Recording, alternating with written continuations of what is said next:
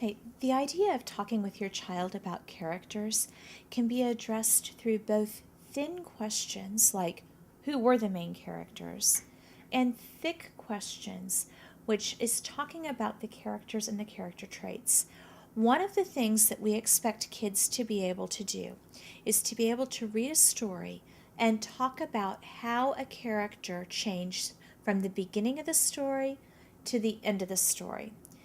In almost everything you read, in a fiction type story or in a biography, you're going to see that there has been a character development along the way. And we expect kids, even at like the middle of first grade and on up from there, to be able to talk about how characters have changed throughout the book. So, for instance, in the story Anti-Claus, which is my book that I keep referencing here, um, the main character, Sophie, starts off as a spoiled brat.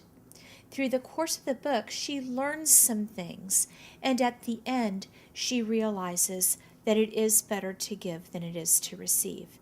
That's her character journey.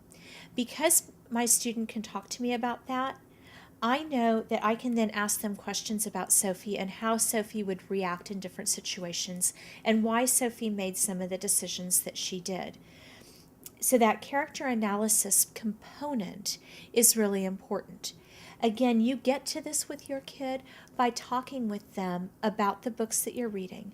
This is another one of those skills. It doesn't have to come from a written text. For talking about characters and character development, you can use a television show. It's okay. I'm giving you permission to do that because just like when we were talking about the fluency in reading, and I said, you're not worried about decoding now, you're worried about fluency. When we're worried about comprehension, we're worried about comprehension skills. One skill is being able to talk about the characters.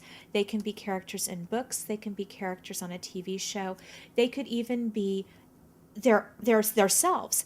How have you changed since last year? How have you grown? How have you developed? What would you have done a year ago if this would have happened versus how would you handle this now? And why is that difference happening? That's what we're looking for when we're talking with our kids about characters.